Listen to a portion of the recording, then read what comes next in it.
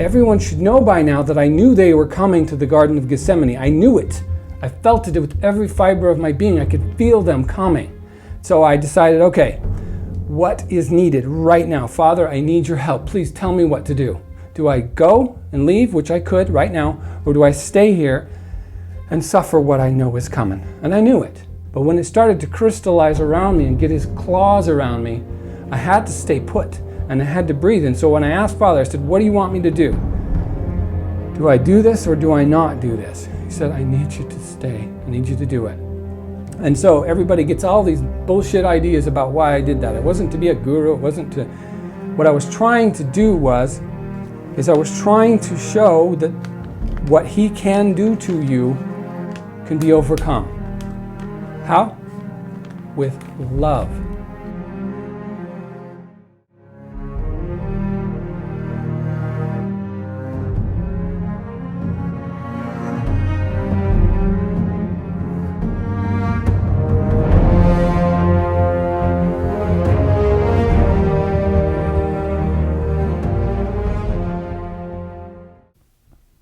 I am Jason Abraham, the Shadow Teacher 33, professional wellness and sovereignty coach, practical mystic, and warrior of truth in the Grand Illusion. I'm honored to share a revelation conversation with writer, philosopher, researcher, master of the ancient sciences and lost wisdom, and keeper of the great arcanum, Jonathan Johnson. Jason, it's nice to be here, man. Thanks. Yes, sir. The titles keep evolving week after week here. Yeah, it seems like it just snowballs into a whole big picture. So last time we dug into talking about past lives, and you dropped, I'd say, an epic bombshell of a past life you believe you had, that being Yeshua ben Joseph. Mm-hmm. So I want to dig into that. So you talked about having a message for humanity. What do you believe you came here to do? Purpose? Well, the simplest context to put that in is, I guess it goes back to the areas where we've already touched on Ahriman. In the beginning of the creation, way out of context of this world, when I was first brought into being, what people weren't and still aren't aware of is that my antithesis also began to manifest. Because if you create on one end of creation a certain aspect, then its polar opposite eventually will manifest into the same creation. Because you can't have all of it isolated in only one polarity. It will eventually take form on the other end. So the reason I came here is because there were already many creations in place, but this creation started to spring into form, and then he began rising up in this matrix, in this aspect of creation. And he took on an exact polarized antithesis of what we had already created. And who is he exactly? Ahriman's an easy name, an easy word for him. I have in the videos that preceded this, we used the word the devil. He's everything that I am not. He's darkness and destruction, pain, torment, death. So you're claiming that you are devoid of darkness within you, Yeah. that you are pure light. Yes, before I came in here, my first incarnation is when they talk about taking on the sins of mankind or taking up the sins of humanity, what that's referring to is before I came here, I had no understanding of those things. I had no understanding of darkness, sin, perversion, anything that's of a defective nature, anything that's a twisting of truth. So that started to come up. And so Father asked me to go in and assist. First of all, it was about assisting humanity in the aspect of giving them a hand, because they were being subjugated and oppressed so severely that I was asked to come in and help in that respect. And in that light, it was about keeping him at bay. So from the beginning of creation, he started to sprout. It's like it started to germinate. And then at first it was fine in the golden age, but then it started to change, and he got more and more of his nature started coming into fuller and fuller expression. So I came in after it had begun already, incarnated, and then as it progressed, it was just a constant battle to keep it in check. It was kind of like I was the force that kept his force in check. And so that was initially what it was.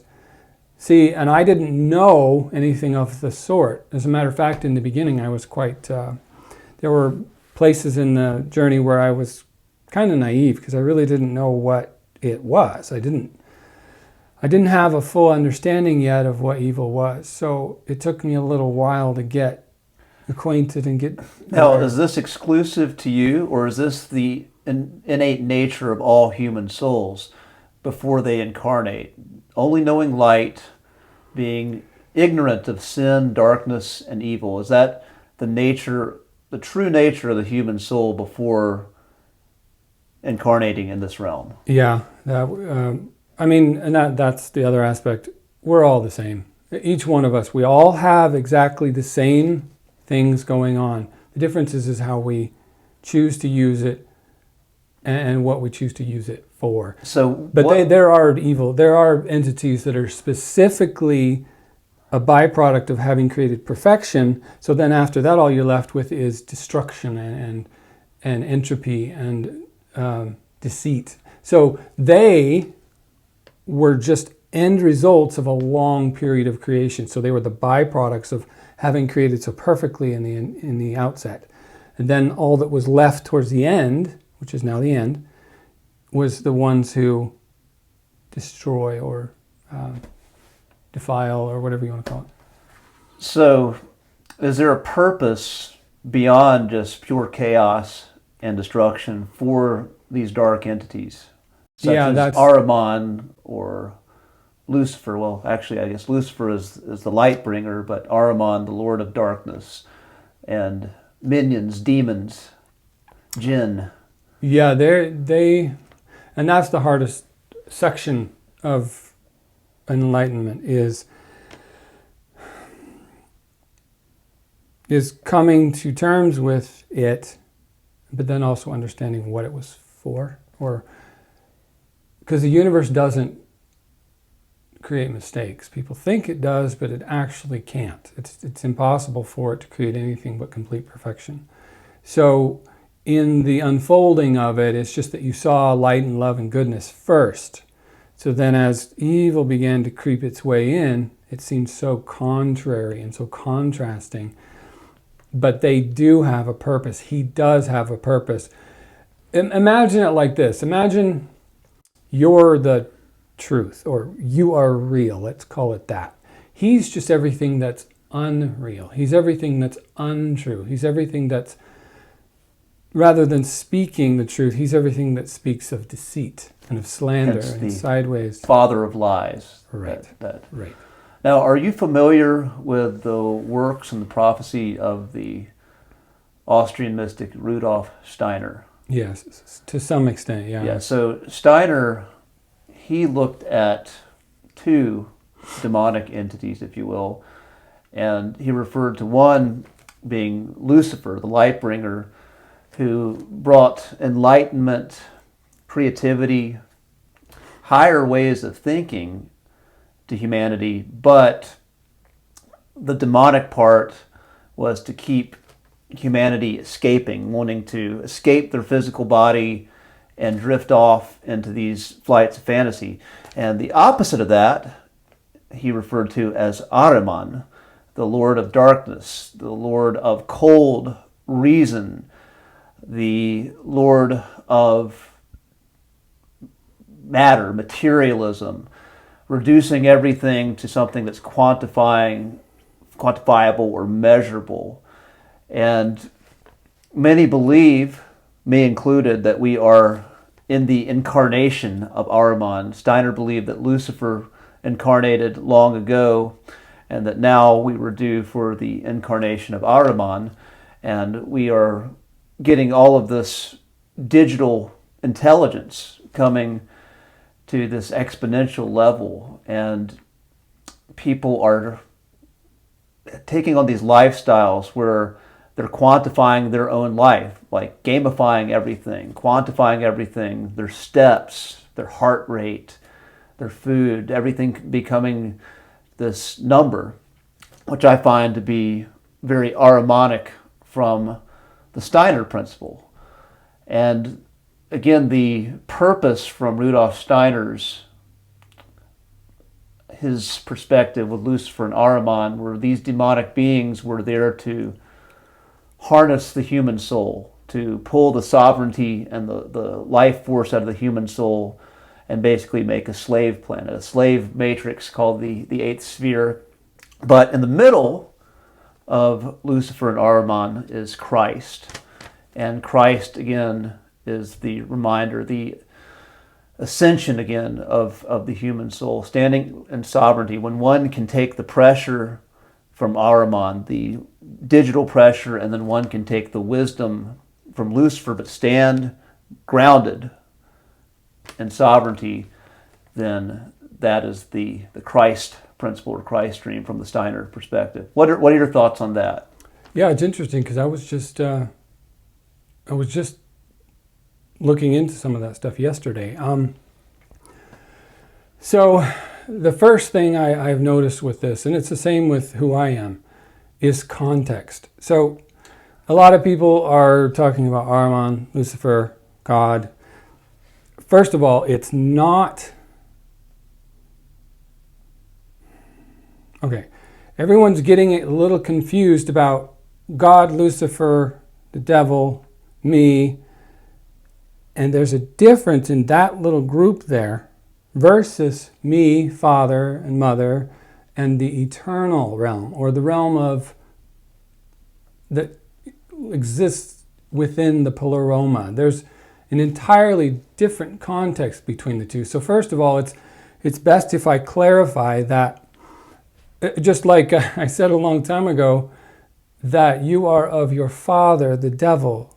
You do not know my Father, and you do not know me. Because if you knew my Father, you would know me.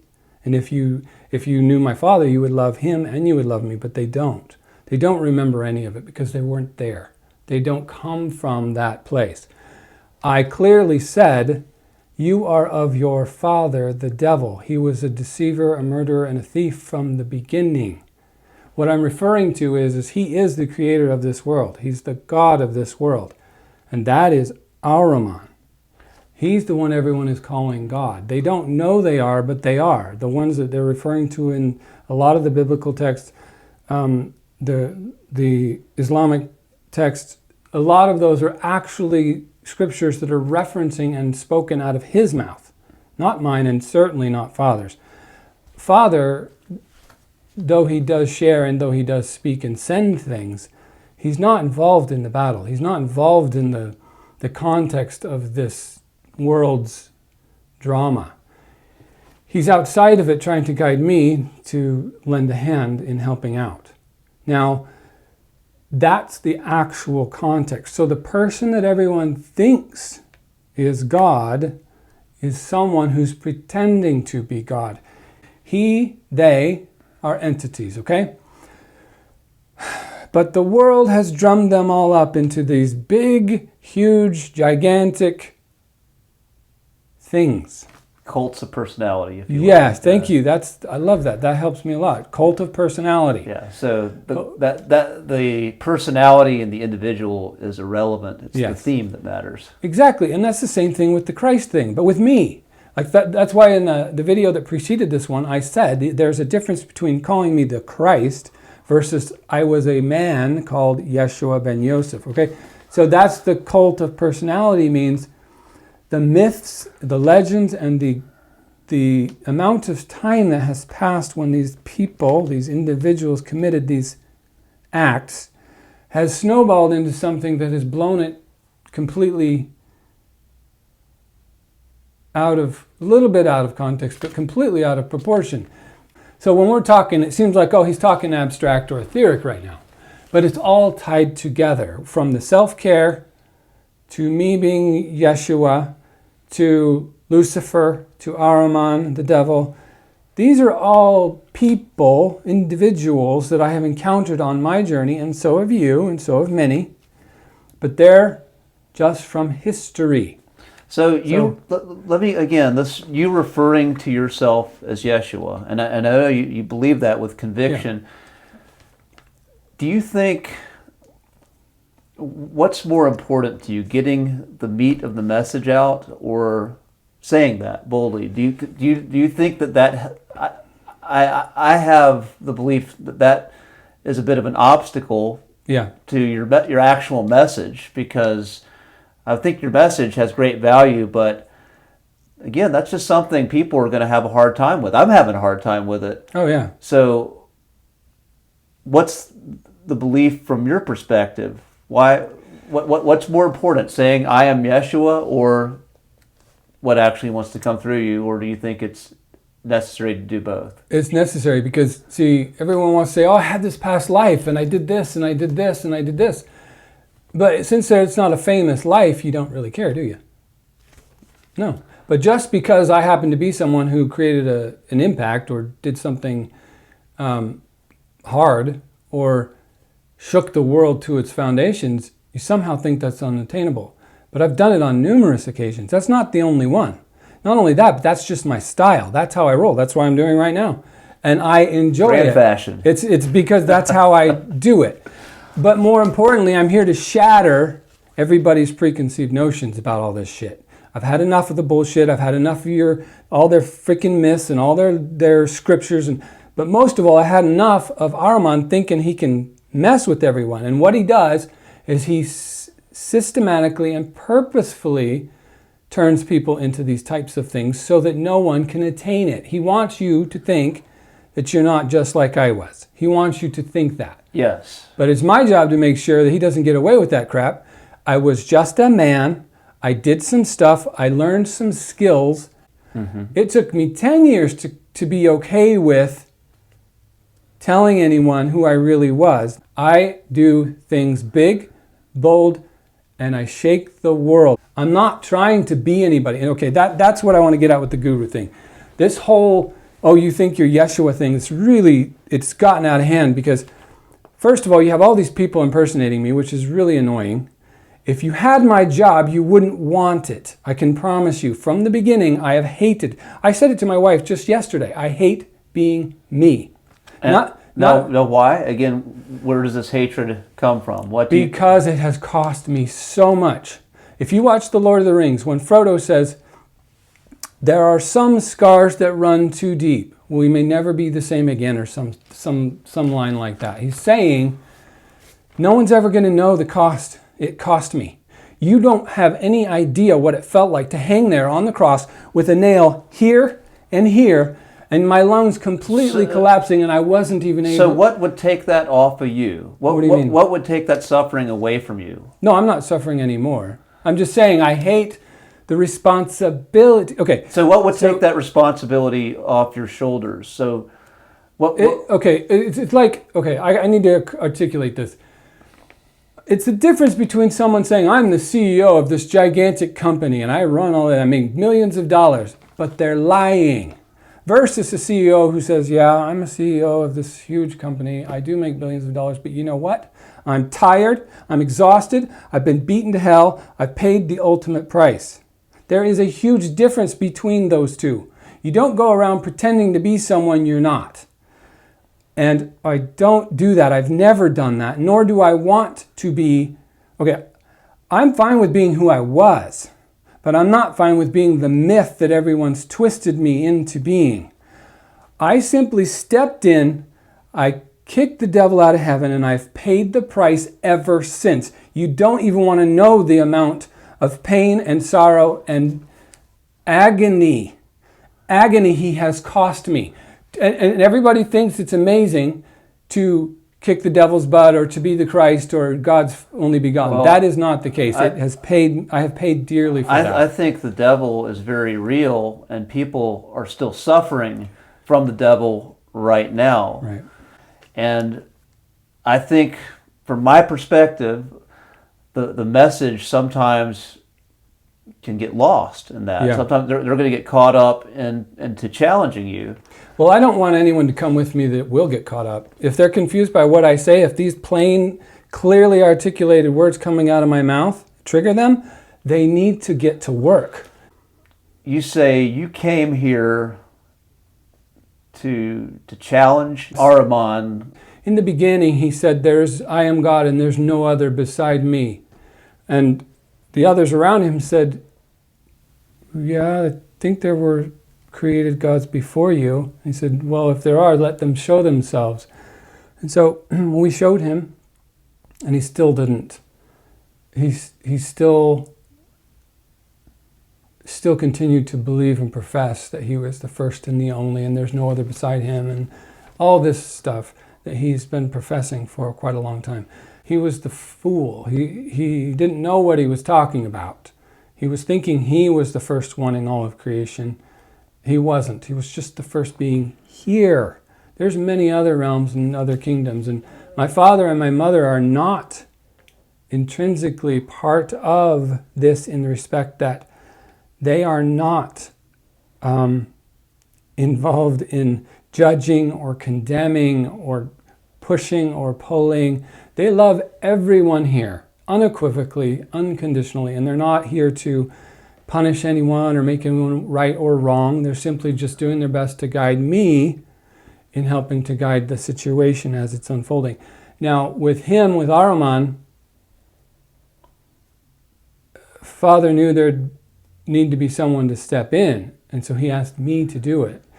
One, because he knew I could do it, but two, he knew I still had yet more to learn in the context of the universe. So are you familiar with Gnosticism? The yes. mystical. Yeah. So what very much what you just described sounds like a Gnostic belief, where I believe they refer to the false god as Yaldabaoth, or the demiurge, the architect. Yeah. And you see The Matrix, that's a Gnostic film where you have the architect that is essentially the demiurge, the false god of a false world of perception. And again, what you're saying sounds very much like that belief system. Now, I believe there's some truth in that, but it's not necessarily my belief system. Yeah. What exactly are you here to do? Why you? Why not me? Why not some of these people who are watching this? Why just you?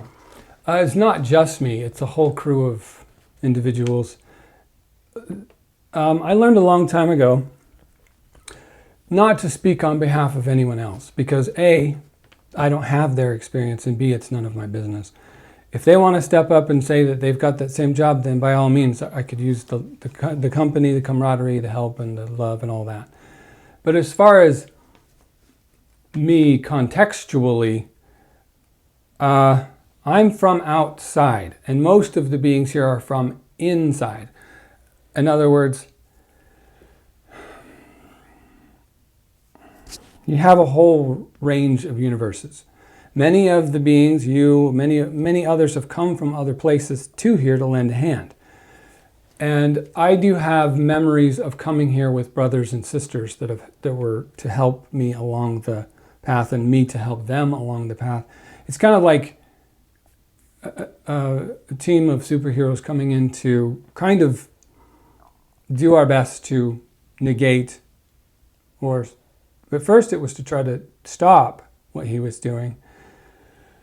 But then what happened was, for me, is it developed into something totally different. As I started to understand more and more as the thing progressed, I started to understand more and more what it was all about, why it was occurring, and why he was even created. That's one of the main questions I always get. Why did God create evil? Why did he create right? So that's much of what we're looking at ultimately is the problem of evil, the nature of evil. Mm-hmm. And so we mentioned illusion, deception, forgetfulness. That's essentially the nature of evil. Distraction. So, what's the purpose of evil? One, it's an inevitability. In other words, creation is a circle or spiral, I should say. It's a Fibonacci spiral. So as something exits source, let's say source creates something balanced, perfect, full of light, full of love. It creates it, but then as it continues creating more and more of that, it begins to create, it starts out super high frequency, it starts in spirit, and then as it emanates out, it begins to elongate or become lower and lower in frequency as it progresses around the spiral. And as it goes down and down further, it gets slower and slower, and then eventually it solidifies in matter. That's what this is all about. But when frequency begins to reach its old age, if you want to call it that, it starts to become crystallized, but also the antithesis of what began the process ends the process. So it starts out in high frequency and it goes around all the way in a perfect circle to the other end. And once those two, the antitheses of each other, the beginning and the end, the alpha, the omega, the light and the dark, once those two come into contact with each other back at the 0 point, they annihilate each other. And in that annihilation, a whole new creation is born.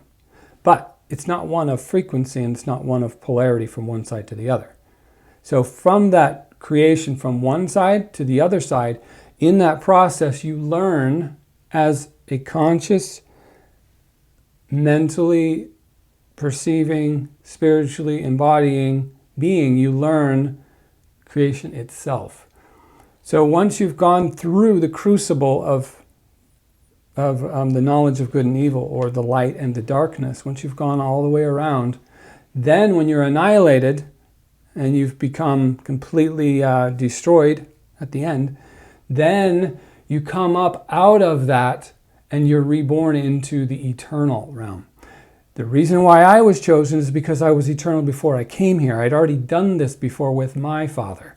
So it's not a matter of anybody being different, or the truth is I'm just older in context to this world and its time frames. So again, the purpose of evil is understanding the nature of creation. Right. And we are, again, light beings or beings of frequency experiencing a material existence, which is the slowest vibration of frequency and the antithesis of the origin of creation. Yeah. And it's all part of some kind of understanding of just creation that a soul goes through. Yeah. And it sounds like, from your perspective, that we ultimately meet some kind of annihilation at some point. So every beginning has an end. That's in the Matrix. That's why Mr. Smith was trying to tell Neo, why do you persist, Mr. Smith? Why do you persist? You must know it by now. You can't win. And he says, why do you persist? He says, because I choose to. So what's happening there is you have the antithesis of each other fighting. One's fighting for the good and one's fighting for the evil. Now, what Neo finally understands is there is no winning and losing. He finally understands there is no light and dark. He finally gets it. His epiphany is, oh, I don't need to fight him anymore because he is me. So what he does is he invites Mr. Smith to take him over and go inside of him. He lets the darkness take him over and destroy him. And then he's reborn out of both. So he's not, after that, he's neither light nor dark. He's both as one. And now some of what you said just then sounded a bit of a paradox to me, because you initially said that you're a light being, but then you said, oh no, but we also have, the evil is part of me. And so that's the paradox. You're light, but this thing that's you're perceiving as separate from you as your antagonist is you. And when we take that back in, then we essentially become the next cycle of creation. For people who are watching this, who might say, wow, this is kind of interesting philosophical stuff. We're talking about images and talking very much in, I don't want to say abstraction because this is very real. It's a spiritual realm as opposed to the physical realm. But how would you relate to someone who is just struggling to pay their bills, who hates their job, hates their boss, who's struggling just to live a good life, to raise a family, be a good father, a good mother, someone who is just doing the best they can in this life and doing what they know to be good, like being good to we talked about love and being kind to other people. What would you say to them? How would you bring this abstract, this ethereal talk and connect it with someone who is struggling in the material and is having a hard time, grasping what God is and the nature of the spiritual realm of humanity? They may have a taste of it.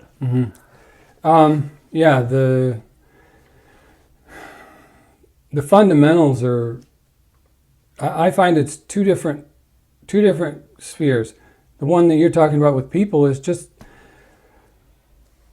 I remember saying to my wife on numerous occasions, the people here really, A, aren't involved so much, and B, they're not to blame. But what God keeps doing, Ahriman, is he keeps, and I'm using the names in conjunction because he's the one that's co-opting that name here.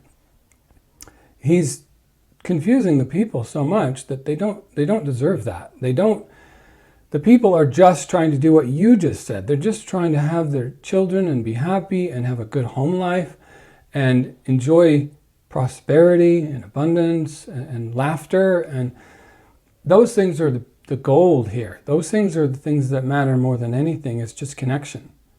And that is the core. That's the root. That should be the bedrock or the foundation from which spirituality actually is built. It doesn't matter about all the things I'm talking about as far as the esoteric or the hidden stuff that no one has known about for a million years or whatever. What really matters is the connection people have to each other and to their families and to the ones they love. But if there's pain, if there's wounds, if there's trauma, if there's anything going on in a family, it bleeds out into society. And if people can't see that by now, I don't know what to tell them, because what is happening out there is due to what is happening in here. You can't escape that. That's what I was trying to articulate about Neo and Mr. Smith.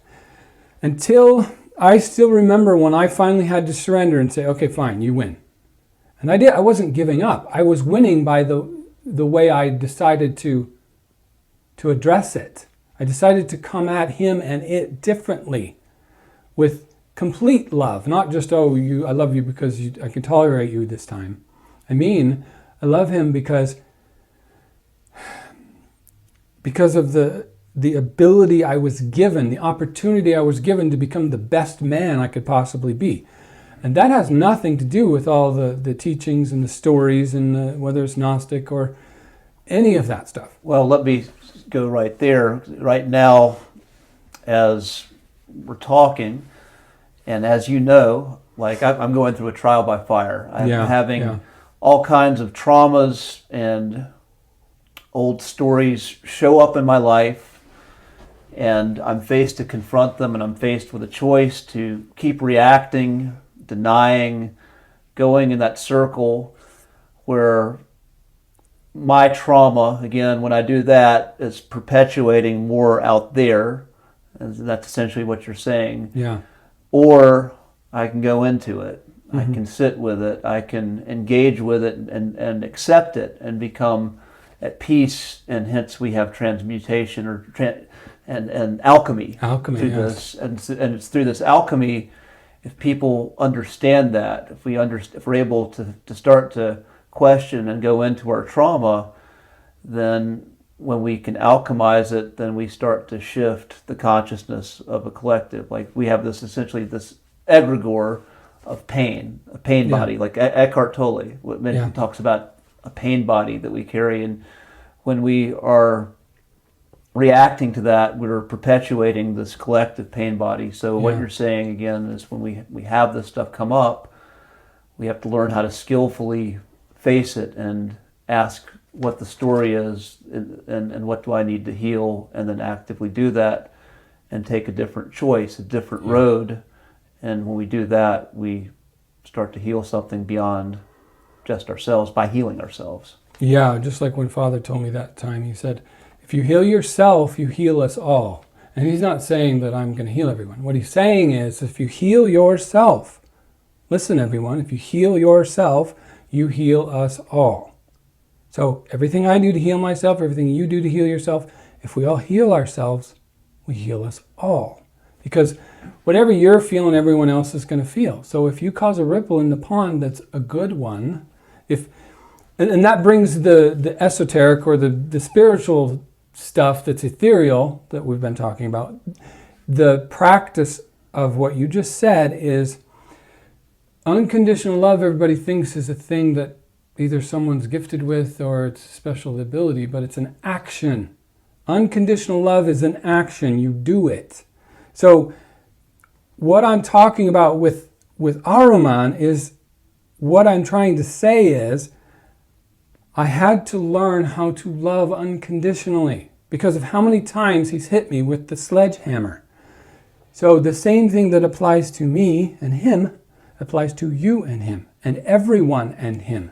In other words, if we all heal the aspect of him that's hurt inside of us, he's automatically taken care of and he's going to be healed. And going back to facing our trauma, facing our feelings of being diminished, facing the darkness in our relationships and the pain, why is that so hard to do? Why is it so hard to go into that and heal that? Why? Because if it was easier, then the world would look very different than it does. Why is that so hard for people to do? I think it's painful, it's uncomfortable. Most of all, I think people are so completely programmed to be afraid of evil that it's a natural part of our physiology. We're programmed to go towards what feels good and what feels right. So if someone triggers you or brings up your trauma, you automatically think it's them. So we've talked about gurus again. Yeah. So you know, again, and this was actually what I wanted to talk about. So I Googled this, like the infinite wisdom of Google. So according to the infinite wisdom of Google, a guru is defined as a spiritual teacher who imparts initiation. Is that what you're doing right now? A spiritual what, did you say? A spiritual teacher who imparts initiation. Okay, I only have problem with the last word. Initiation. Yes. Okay, now that is a word that comes from the esoteric world, which is part of their hidden agenda crap to keep all this stuff secret. Now, I don't have a problem with the rest. A guru is nobody, except for someone who,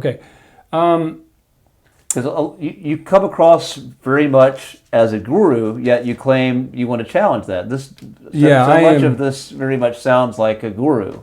Well, then that's the thing that pisses me off more than anything, is the whole Yeshua thing. Yeah, I taught some stuff, but I also experienced some stuff that some people asked me some questions about, so I answered their questions.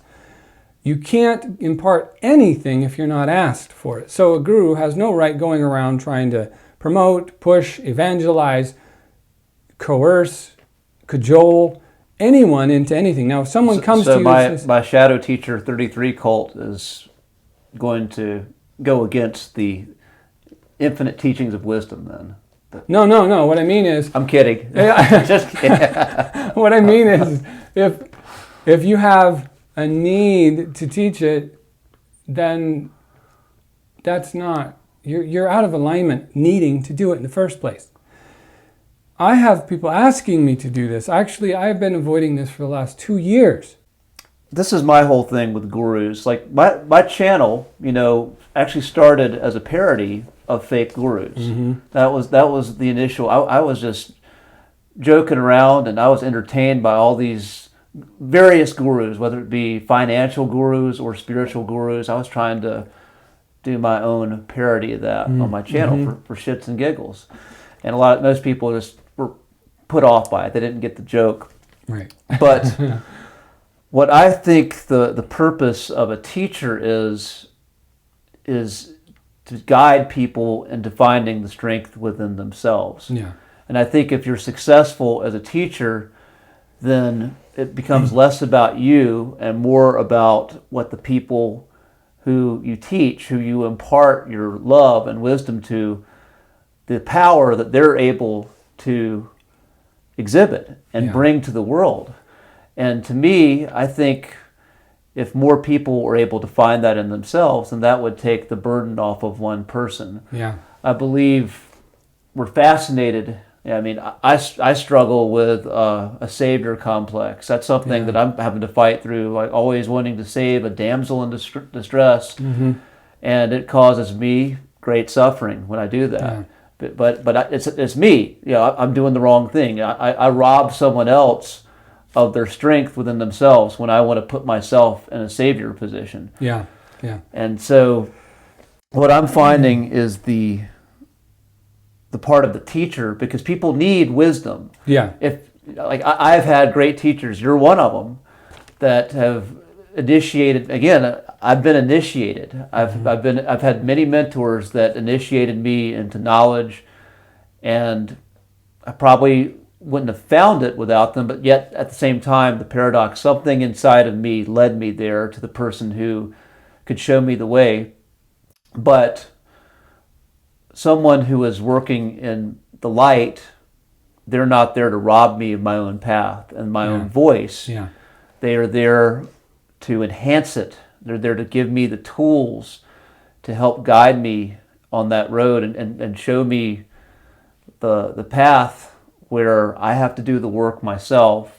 Yeah. And through my own work, then my power is revealed and it starts to show up. And that's where, with the guru thing that you mentioned, to me, gurus aren't real because you're your own guru. Your life itself. See, people think you can hop over here and get an edge or get an advantage, or you can learn from this guru. No, your life, the divine being that you are, is your own self-expression of who you are, and it's going to guide you. When your ex leaves you, or when your kid says this or is mad at you for that, those things are your teachings. The things in your life are there to teach you. The very path you walk is your guru. You are your own guru if you just walk the path. Stop looking at everybody else and walk your own damn path. That's the difference in my mindset. My only hope is that when someone asks me for help, that I can be there to do it. And that is actually why I'm here. Because there's another aspect that I haven't even mentioned. I can hear people. I can hear them praying. I can hear them crying. I watch women being raped all the time. I see kids being abandoned in dumpsters. If I put this anywhere in the world, I can see what's going on. Sometimes I do, sometimes I don't. But most of the time I can hear it. And if you knew how many times I have felt the whole world wailing and weeping and screaming for help. Do you know how many kids are beaten and abused and who cower in a corner asking for help, for someone to save them? Do you know how many women are raped brutally? Some even killed. I watched my own wife be raped to death. So, in a past life. This poem right here, this whole poem basically outlines everything I've had to become. If you read through that poem, I have days where I have to go, okay, check, do that right now. Check, do that right now. Because this keeps me pointed in the correct direction. This gives me my true bearings on how I'm supposed to be and the man I'm supposed to always keep myself accountable to. So I don't see it as a guru. I see it as if someone comes to me for help, I'll give them anything I got. If I see a homeless person, I find the money and I go give it to them. I even have times where I go completely home, I grab the cash, I go back. Sometimes they're there, sometimes they've left. I've even gone to a ATM just to get $60 that I didn't even have to give, to make sure. Why? Because the guy or the girl, the woman or the child, they needed it. I have given everything. I literally let them get their hands on me. everyone should know by now that I knew they were coming to the Garden of Gethsemane. I knew it. I felt it with every fiber of my being. I could feel them coming. So I decided, okay, what is needed right now? Father, I need your help. Please tell me what to do. Do I go and leave, which I could right now, or do I stay here and suffer what I know is coming? And I knew it. I knew it was coming. I knew it way before that too. But before it actually happens, you're a little more okay with it because it's more in the future. It's a little more in the etheric realm. But when it started to crystallize around me and get his claws around me, I had to stay put and I had to breathe. And so when I asked Father, I said, what do you want me to do? Do I do this or do I not do this? He said, I need you to stay. I need you to do it. And so everybody gets all these bullshit ideas about why I did that. It wasn't to be a guru. It wasn't to... What I was trying to do I was trying to show that what he can do to you can be overcome. How? With love. I want to stop there. I think we've taken a fantastic journey today, yet again. And there's all kinds of avenues I want to go into. The trickster, and more that I have questions for you for future interviews. But let's leave one final message, which you already said, the message of love. Yeah. And I couldn't have said it better myself. You came here for love, to inspire others to love, to open their hearts, to love their enemy. That's what today was about, loving thy enemy, the ultimate enemy, having acceptance, and getting better at love, which is really fucking hard to do. It is. From my perspective. It goes back to the self-care thing you were talking about. That's all that matters is love. Nothing else means anything. And so the more often we're able to actually choose that, that's what proves who we are. That's Absolutely. What proves our worth is when the chips are down and we don't have any other things to count on, do we love? Do we say, nope, I'm not going to be mad, I'm going to love. Nope, I'm not going to be hurt, I'm going to love. That's the goal. That's the highest thing that any of us can achieve, and that is the thing that will heal the world. Absolutely. Love will heal the world. There you have it. So Jonathan, where can people find you? Right now it's arcsource1.com, and I really want to hear, as much as I'm not up for some of it, but the comments in the chat in there, because that'll help you and me a lot with our progression forward, just because it'll be interesting to see how they take it, but also to see the questions and stuff they're coming up with. Absolutely. We want people to engage, throw some arrows at us, throw some love. Yeah. Can never get enough love, but Sure. I know we're going to get both. I am Jason Abraham, the Shadow Teacher, 33, with Jonathan Johnson, and we're signing off. Thanks, Jason.